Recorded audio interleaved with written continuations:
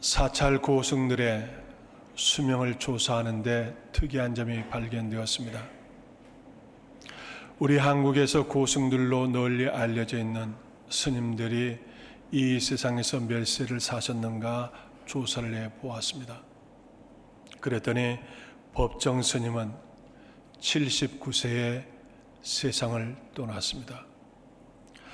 그러는가 하면 또한 성철은 82세, 효봉은 79세, 이 정담은 70세에 세상을 떠났습니다. 이들은 모두 불교 고승들로 유명하신 분들입니다. 그런데 이 고승들은 거의 다 90세를 넘기지 못하고 세상을 떠났습니다. 그러는가 하면 기독교의 유명한 목사님들을 조사해 보았습니다. 영락교회 한경직 목사님은 99세에 별세하셨습니다. 영등포교회 방지일 목사님은 104세, 충현교회 김차인 목사님은 96세, 경동교회 강원영 목사님은 90세에 소천하셨습니다. 한국교회 유명한 목사님들은 거의 다 90세를 다 넘겼습니다. 고승들의 평균 수명은 77세이며 목사님들의 평균 수명은 97세로 조사되었습니다. 목사님들과 고승들의 나이 차이가 2년도 아니고 무려 20년 수명 차이가 났습니다. 그 원인이 무엇일까? 그 원인도 조사를 해 보았습니다. 사람이 건강하려면 잘 먹어야 합니다. 우리가 가장 많이 먹는 것은 무엇입니까? 공기입니다. 공기는 24시간 잠을 자면서도 우리가 공기를 먹습니다. 가려서 먹지도 못합니다. 그 다음에 두 번째 많이 먹는 것은 물입니다. 그러나 물은 우리가 가려서 좋은 물을 먹고자 합니다. 그래서 공기가 좋고 물이 좋아야만 우리가 건강할 수 있는 것입니다. 우리의 영과 육이, 우리의 세포까지도 건강할 수 있는 건 공기가 좋아야 하고 물이 좋아야 하는 겁니다.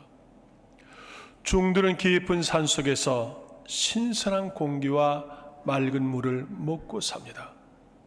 그러는가 하면 또한 그들이 먹는 음식은 어떻습니까? 오염되지 않는 채소를 먹습니다. 또한 산의 산나물과 약초를 많이 먹고 삽니다. 그러한 이 중들은 또한 108번뇌에서 벗어나기 위해서 108번뇌에서 참선을 하고 무념을 갖습니다. 즉 고요한 평안한 생활을 하는 것이 중들입니다. 그러한 중들이 왜 수명이 짧은 것입니까? 그러면 목사님들은 어떻습니까? 공기도 좋지 않는 도시에서 살면서 매일 새벽을 깨우고 설교 준비를 하고 환자들 신방하고 장례식을 준비하느라고 힘든 시간을 보냅니다. 교인들의 근심거리에 많은 스트레스를 받기도 하는 것입니다. 그런데도 목사님들의 평균 수명은 고승들보다 20년이 더 길었습니다. 20년이면 엄청난 차이입니다. 이 의문에 대한 해답을 고승 가운데 하나인 성철 스님이 내놓았습니다. 성철 스님은 마지막 죽기 전에 유언을 남겼습니다. 그 유언이 1993년 11월 9일 조선일보, 동아일보, 중앙일보의 기사의 내용을 그대로 소개합니다. 내 인생을 잘못 선택했다. 나는 지옥에 간다. 내 죄는 수리산보다 높고 바다보다 깊은데 내 어찌 감당하랴. 내가 80년 동안 포교한 것이 헛것이로다. 우리는 구원이 없다. 죄값을 해결할 자가 없기 때문이다 하였습니다. 성철은 80년 넘게 참선과 고행을 했지만 마지막 운명 직전에 죄 문제를 정확하게 깨달았습니다. 나의 참선과 고행으로 죄를 해결할 수 없다고 하는 것을 알았습니다. 내가 죄를 해결하지 못함으로 나는 지옥에 갈 수뿐이 없다고 하는 것을 성철은 그렇게 고백을 했습니다. 죄 문제를 풀지 못한 고승들이 고민과 갈등의 수명이 단축되었으리라 하는 것입니다. 예수님을 영접한 우리는 어떻습니까? 예수님을 영접하면 제일 먼저 죄사함을 받고 영혼이 구원을 받습니다. 영혼만 구원받는 것입니까? 우리의 육신도 구원을 받습니다. 우리의 육신도 건강한 생명을 갖기 때문입니다. 하나님의 말씀은 영육을 수술하고 치료하는 놀라운 기적이 있습니다. 그러므로 예수는 많은 환자들에게 죄사함을 허락하고 그의 질병을 치료하며 그에게 구원을 선포해 주었습니다. 여호와께서 오늘 우리에게 주신 요나 4장 말씀의 주인공 요나는 북왕국 이스라엘의 선지자입니다. 요나의 그 당시 세계의 가장 강국은 아수르였습니다. 아수르의 수도는 니누에였습니다. 그런데 니누에서 죄악이 관영했습니다. 하나님께서 니누에서의 죄악을 보고서 심판하고자 합니다. 이때 마지막 니누의 백성들에게 기회를 주는데 요나를 통해서 기회를 주고자 하였습니다. 하나님은 요나에게 말씀하는 겁니다. 요나야, 니누에 가서 니누의 백성들에게 전하라. 너희가 회개하지 아니하면 40일 후에 이 성이 멸망하리라고 전하라고 하였습니다. 그러나 요나는 니누에스로 가지 않았습니다. 왜 요나가 니누에스로 가지 않는 것입니까? 요나서 1장 1절 여호와의 말씀에 핫빛 아들 요나에게 임하니라. 이르시되 너는 일어나 저 큰 성읍 니누로 가서 그것을 향하여 외치라. 그 악독이 내 앞에 상달되었음이니라 하였습니다. 아수르 수도 니누의 백성들의 죄악이 관영했습니다. 하나님께서 요나에게 니누스로 가라 했지만 요나는 하나님의 말씀에 순종하지 않았습니다. 요나가 하지 않는 것은 니누에까지 1,000km의 먼 거리입니다. 험한 길입니다. 그러나 그것보다 요나가 더 가지 않는 것은 무엇입니까? 이스라엘의 원수인 아수르 사람들이 구원받아 하나님의 백성이 된다고 하는 것이 그의 마음에 허락하지를 않았습니다. 그래서 요나는 하나님의 말씀에 불순종한 것입니다. 요나는 하나님의 말씀을 선별적으로 순종했습니다. 자기의 생각에 맞으면 순종했지만 자기의 생각이 맞지 않으면 불순종한 것입니다. 여러분은 어떻습니까? 여러분도 하나님의 말씀을 선별적으로 순종하지는 않습니까? 내 마음에 맞고 내가 이해가 되어지면 순종하지만 내 마음에 맞지 않고 내가 이해가 되지 않으면 순종치 않는 것은 아닙니까? 요나가 불순종으로 니누에스로 가지 않을 때 하나님께서는 요나의 길을 막았습니다. 요나가 다시스로 가고자 하는데 하나님이 큰 풍랑을 일으켜서 요나가 타는 배는 침몰 직전에 놓였습니다. 배를 침몰하기 직전에서 어떻게든지 건져보고자 몸부림을 치지만 안 되었습니다. 이때 선장과 선주는 이 배 안에 죄인이 있는 모양이다. 죄인 하나를 가려내서 바다에 던지자고 하였습니다. 수많은 사람들에게 제비를 뽑는데 요나가 뽑혔습니다. 요나는 거기서 변명하지 않았습니다. 나는 히브리 사람이요 바다와 육지를 지으신 하늘의 하나님 여호와를 경외하는 자인데 하나님이 낯을 피하여 도망감으로 이러한 고난이 닥쳤습니다. 이 모든 것이 나의 영고이므로 나를 바다에 던지라고 하였습니다. 요나는 바다에 던져졌습니다. 큰 물고기가 요나를 삼켰습니다. 요나는 깨달았습니다. 내가 하나님의 말씀에 불순종했더니 이 고난이 이 환난이 내게 주어졌다고 하는 것을 알았습니다. 내가 사명을 버림으로 말미암아서 이 환난이 내게 주어진 걸 요나는 알았습니다. 오늘 그리스도인에게 가장 큰 실패가 있습니다. 그것이 무엇입니까? 하나님의 말씀을 듣지 않는 것입니다. 사명을 버린 것입니다. 이 실패가 모든 실패의 시작이라고 하는 것을 알아야 합니다. 요나는 사명을 버림으로 고난당하였습니다. 예수님은 에베소 교회에 이렇게 말씀하셨습니다. 너희가 어디서 떨어진 걸 생각하고 회개하여 처음 행위를 가지라고 하였습니다. 실패한 사람들, 고난과 환난을 당한 사람들에게 말하는 것입니다. 너희가 어디서 하나님께로부터 멀어졌는지, 너희가 어디서부터 하나님께 떨어졌는지 생각하고 깨닫고 회개하라고 하는 것입니다. 사명을 버림으로 환난을 당하는 요나는 바다에 던져졌습니다. 큰 물고기 요나를 삼켰습니다. 그 물고기 배 안을 수올이라고 하였습니다. 수올이 무엇입니까? 깊은 바다, 빛이 없는 음부, 지옥이 바로 수올입니다. 인생의 가장 바닥이 바로 수올입니다. 이 수올에서 요나는 무엇을 했습니까? 많은 사람들이 인생의 바닥에서 원망합니다. 그러나 요나는 인생의 바닥 수월에서 이렇습니다. 요나 2장 2절, 내가 받는 고난으로 말미암아 여호와께 불러 아뢰었더니 주께서 내게 대답하셨고 내가 수월의 뱃속에서 부르짖었더니 주께서 내 음성을 들으셨나이다 하였습니다. 요나는 수월에서 기도하기 시작했습니다. 내가 하나님의 말씀을 버림으로 이 환난이 주어졌고 이 환난에서 탈출할 수 있는 것은 기도하는 것뿐이 없다고 하는 것을 요나는 깨달아 알았습니다.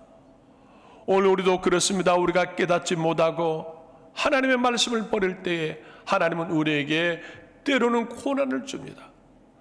그 고난이 오기 전에 내가 깨달을 수 있는 것이 참으로 지혜고 이게 바로 축복입니다. 요나는 수월에서 하나님 앞에 감사했습니다. 요나서 2장 9절 말씀, 나는 감사하는 목소리로 주께 제사를 드리며 나의 소원을 주께 갚겠나이다. 구원은 여호와께 속하였나이다 하였습니다. 수월에서 요나는 감사하였습니다. 내가 모든 것을 잃었지만 살아있다고 하는 것이 감사하였습니다. 내가 기도할 수 있다고 하는 것이 감사하였습니다. 내가 하나님께 드려야 할 모든 것이 무엇입니까? 요나는 수월에서 하나님 앞에 드릴 수 있는 것이 아무것도 없습니다. 그래서 감사의 목소리로 제사를 삼고 감사의 목소리로 제물을 삼고 하나님 앞에 드렸습니다. 요나가 수월에서 감사하며 기도하는 그 기도를 하나님은 들으셨고 응답해 주었습니다. 카네기는 이렇게 말을 했습니다.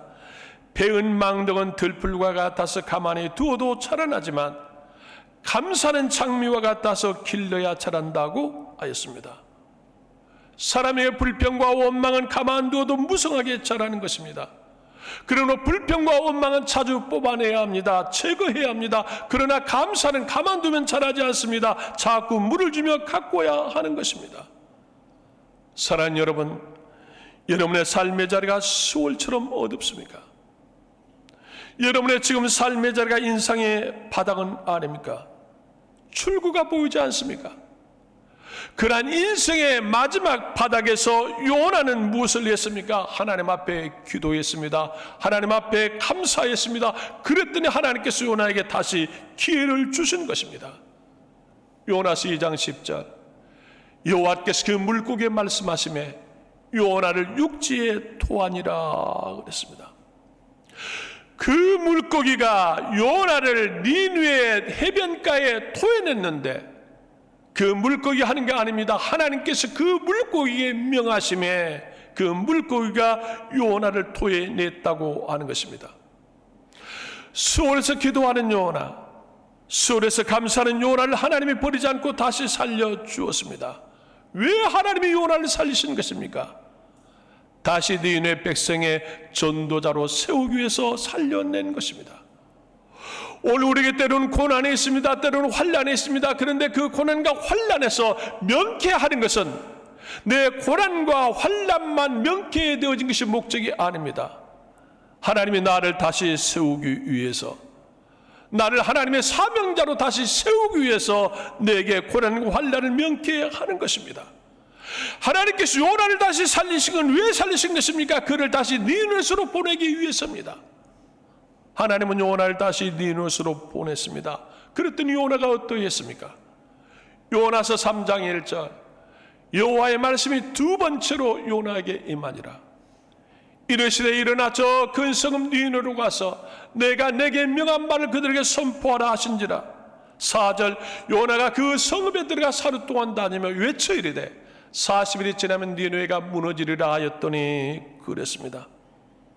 스올에서 나온 요나는 여호와의 말씀대로 3일 길을 걸어서 니느웨로 갔습니다.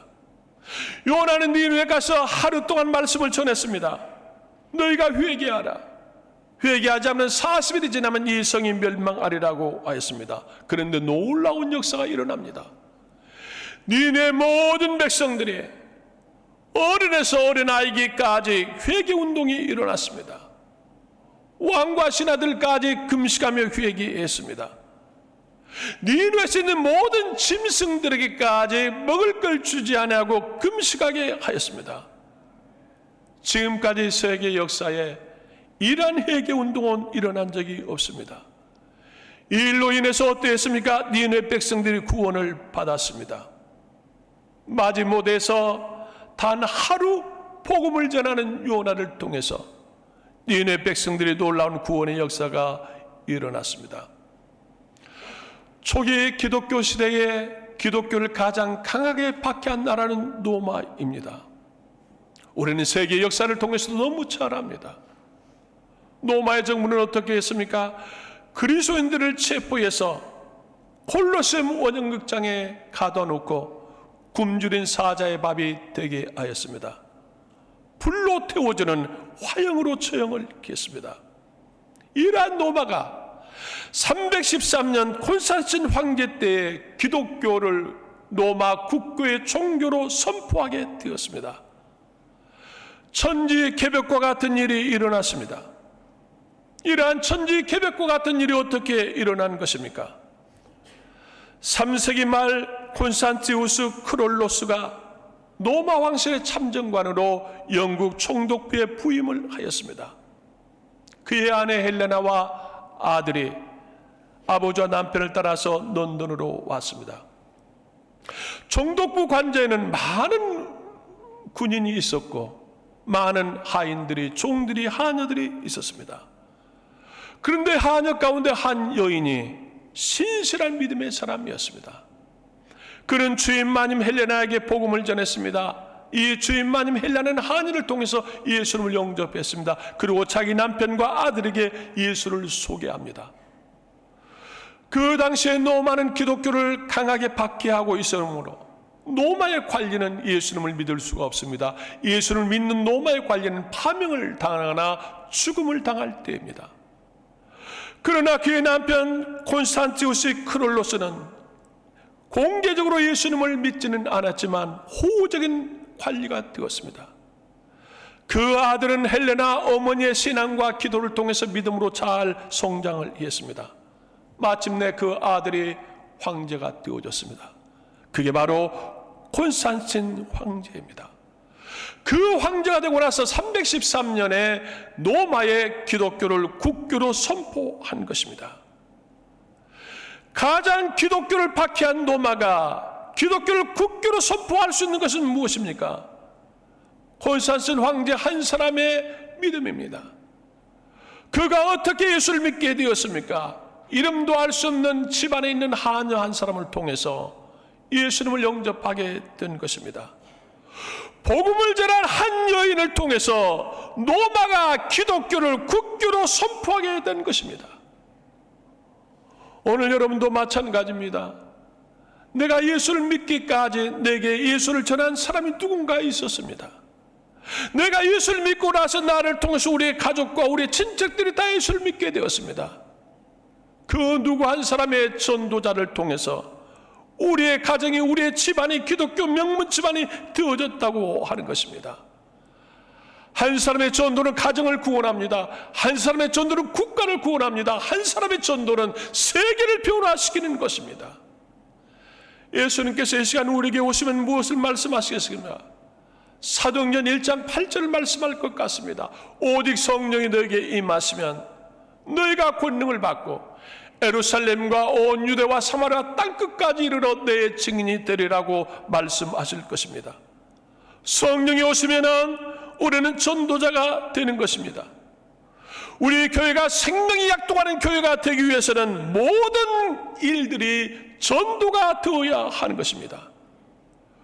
교회의 존재의 목적이 무엇입니까? 첫째는 여호와를 경배하는 일이요, 둘째는 복음을 전하는 전도하는 일이 교회의 존재의 목적입니다.